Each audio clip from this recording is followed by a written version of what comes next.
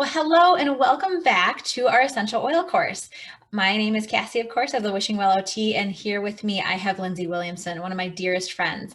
And Lindsay just recently gave us a nice little basic introduction to what essential oils are. And I would strongly encourage you that if you are here at part 2 and you haven't listened to part 1 first, I would recommend going back to part 1 first. So now we have Lindsay here, and she's going to be talking a little bit more about specific applications of specific oils, as well as kind of how it relates specifically to children.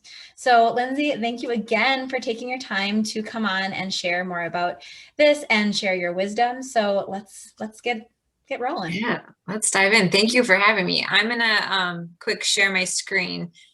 Just, it's way more fun when you can be able to smell the oils and be here in person, but this is the next best thing. So like Cassie said, if you didn't watch the first video, please go back and watch it. We kind of talk about safety and the 3 ways to use it. So just to recap, we can use high quality oils aromatically, topically, and internally. And there's the asterisk by internally just to make sure that you're using high quality. And then we will start just jumping into oils. So I wanted to jump into lavender right away because a lot of people know about lavender. They know that it's calming, and they think that it's like, if their kid has any hyperactivity or any rambunctiousness, if they want to calm down or need help with sleep, they like lavender is usually the first one that people think of. But I put an asterisk by calming because at least in our clinical experience, lavender is not typically a go-to for calming. Because for people who have like experienced trauma or who might have some neurological differences, it can actually have the opposite effect. And so a parent might try lavender on their kid to get them to sleep.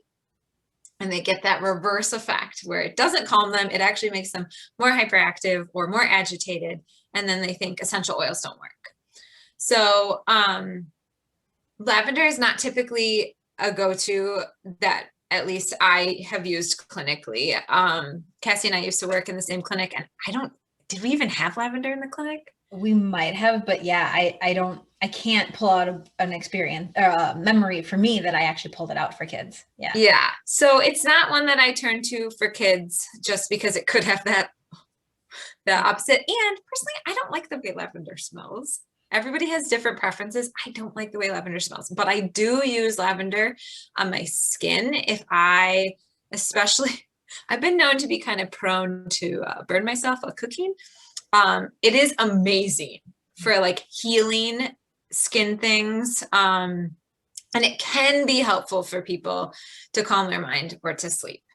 Just not everyone. So just to be aware, it's really good for healing. And then healing the skin, calming the skin is usually helpful for everyone. And then earaches. Lavender, tea tree, and basil are like the dream combo for earaches. And if you don't have basil, lavender and tea tree or melaleuca are pretty basic ones that are great for earaches. You just put in front and behind the ear.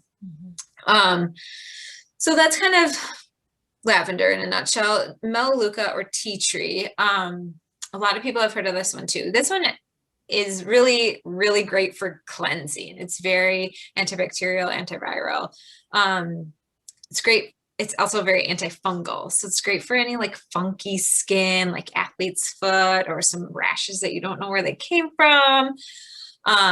It's also good immune support, great for like zits, acne, blemishes, that kind of thing. Like I said, it's good for earaches.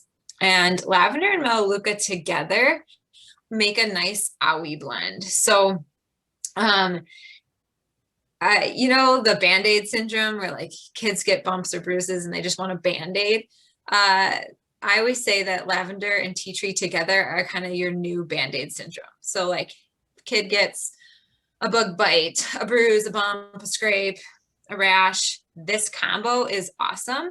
And if they, go to use it or like if they're overusing it, kind of like sometimes it happens with the Band-Aid syndrome, there's no harm.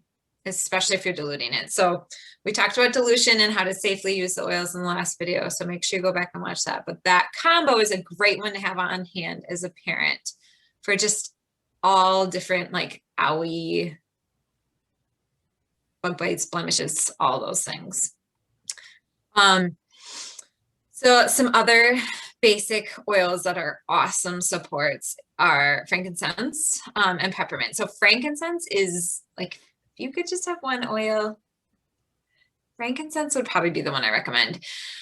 Frankincense comes from a tree and it is really, really powerful yet gentle oil. Like this is the first oil I used on my baby. It is one that like, if you can't dilute it, I wouldn't really be concerned, but again, I always do recommend dilution. It's awesome for inflammation, and a lot of us are inflamed just from environmental toxins, toxins in our home, in our body products, in our food. So it's a really good one for decreasing inflammation, and it's really awesome for cellular support too. So it's one that I just recommend people get on or in their body daily.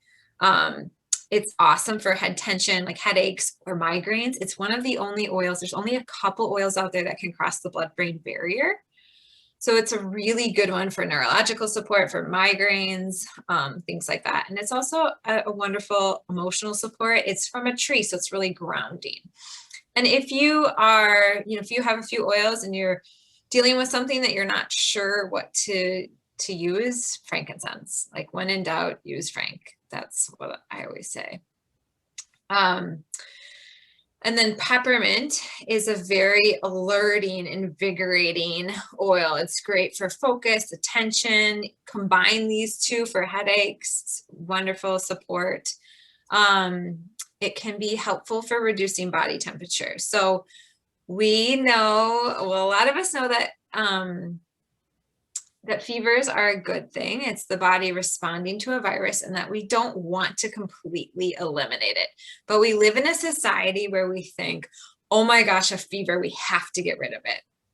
So instead of using that Tylenol or whatever to get rid of it, let's let the body do its job, but provide the child or the person comfort by putting peppermint up and down their spine. To give a little bit of that relief. It's also great, like if you or your child run hot, making just a peppermint spray in the summer or on a vacation, just peppermint and water and like spritzing that to just kind of cool yourself off can be a really nice thing. It gives kind of that like cooly, tingly sensation to the skin. Oh, I love that idea, Lindsay. I've never thought of that. And yet, like, I mean, because we work with, similar people, that some people who have sensory integration difficulties have difficulties with their autonomic nervous system, which then they do have kind of temperature regulation issues. And so I definitely have several families right now who some of the kiddos just really run hot to the point where it kind of dysregulates them. So thank you for offering that idea. I had never thought of that. It's great for a spray or just to put on the bottom of the feet. And, when this summer, when we were treating a bit differently because of COVID stuff and treating outside a lot, I always carried a bottle of peppermint spray so that I could just help, regulate and keep our session going, because that heat was definitely a factor. When you do that, do you have to put any sort of carrier oil into it, or is it literally just water and a few drops of peppermint? Yeah, good question. It can literally be just water and peppermint. You just need to give a good shake because oil and water don't mix. You could do a tiny bit of witch hazel just to help that emulsification, but you don't have to. Okay. I usually am lazy and skip the witch hazel step and just give a good shake. Gotcha. And then peppermint is also good for muscle aches. So if your kid has growing pains or any of you are just sore from like a hike or something like that, peppermint is awesome for that kind of support too.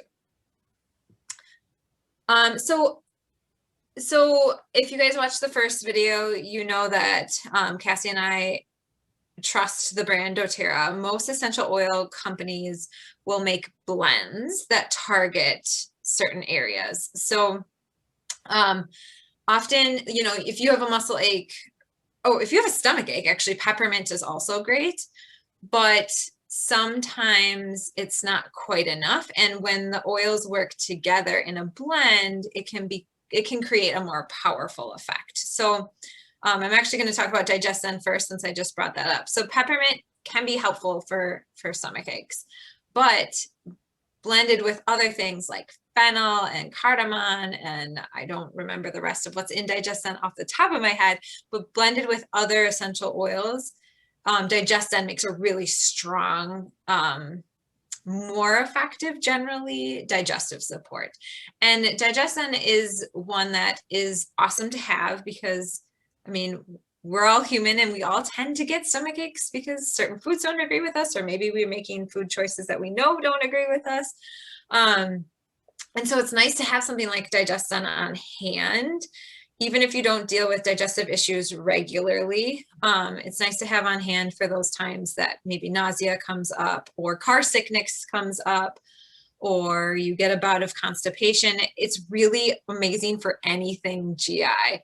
And we also know that the gut brain connection is really powerful. So if that's something that you're working on, and you're working on regularity with your kiddos, using digestin daily, just rubbing a little on their belly, can be really, really helpful. I just wanted to share a little brief story about digestin, Yeah. because like you said, maybe you don't experience, you're not dealing with a lot of digestive issues on a regular basis. So interestingly enough, Lindsay, my digestin is still from my original kit. Because we just don't have to, use it that much. But my boys had both recently, several weeks ago, had gotten the stomach flu. It just was going around at daycare. And, they were really lucky to not have like lots of symptoms. But interestingly enough, the youngest one kind of had these like more lasting symptoms that really very much felt like, okay, like his gut flora had a response to the stomach flu and now it's trying to repopulate. And so he had some like both, I really felt like it was constipation with overflow diarrhea. And so then I just got on top of it, and I was using digestin on his feet and on his belly regularly. And that really seemed to help. I mean, of course, in addition to, probiotics and making sure there was more prebiotics in his food, like giving him extra smoothies and things like that. But digestin really helped to move things along. And I feel like that's just a nice illustration of, it's nice to have it on hand, like you said, because my family doesn't necessarily experience a lot of digestive issues, but like things happen, right? We get sick. So yeah, anyway, I just wanted to share that. Yeah, that's awesome. And I think that's such a good point. You bring up some good points. Essential oils aren't everything, right? Like when they were having those issues, you were doing more than just essential oils. But it's a powerful tool to have in your toolbox. And when you have a nice base of oils, like these basics ones, you can take care of a lot of things on your own without needing the support of potentially even going to the doctor. Not that I'm anti-doctor, but like you might be able to just address it at home and feel confident in these plants supporting your body or your children's body. I don't deal with allergies, but friends that do, apparently digestin is like a secret weapon for allergies too. Yeah. So then On Guard is the other oil on this slide, and that is the protective blend, or I call it the immune blend. So it's a blend of oils that are awesome for immune support. So this is one that I recommend no matter the season, no matter the year, that people use daily, just to keep their immune system strong. I put that you can use it proactively and reactively, but I really recommend you use it proactively, because then when you do come in contact with a virus or a bug, your body might be able to fight it off on its own. But if not, if you do get sick, because sick illness happens, it's already in your system. And I find those who use it proactively move through that virus or move through those symptoms way faster. So it's one that I recommend people use morning and night proactively. Put it by your toothbrush, just roll some on your sternum or your spine morning and night. And then if you do get sick, use it more frequently, and we can add things to it like frankincense and melaleuca and lemon and things like that. On Guard is really awesome if you have a sore throat, like gargling it, or making a spray of it. And then it's a wonderful cleaner because it is so antiviral, antibacterial, all those things. And I make my hand sanitizer out of this. I just use rubbing alcohol and On Guard. So it's a toxic-free hand sanitizer that I feel confident and comfortable using. And then I know that I'm not having scents on my hands and things like that. Lemon is an amazing one to have on hand. It's really good for cleaning. It's also really, it's really good Goo Gone. I actually did side-by-side comparison of Goo Gone and lemon works better and leaves you less sticky. It's great for detoxing. So just having like a drop in your water throughout the day is a really nice way to just help move some sludge out of the body for adults or children. I mean, children are not born with a clean liver. It's also great for like invigorating attention. And then lemon, lavender, and peppermint combined are like the allergy trio. You know, digestion is one that you can use too, but lemon, lavender, peppermint can, like, I've had experience with it getting people off allergy medications. So it's very powerful, basic combination. Breathe is their respiratory blend. So it opens your airways. It can also help with allergies, and it can help you sleep better because it's opening your airways to give you a better night's sleep. It can help with snoring. I put that breathe stick on there because that has saved many nights in my household because my husband snores. And so he'll put that breathe stick right here on his face. And I know the nights that he doesn't do it because I hear him a lot more. So breathe is wonderful for opening the airways. It's good like pre-workout too, to just be more effective with your moving your oxygen throughout your body.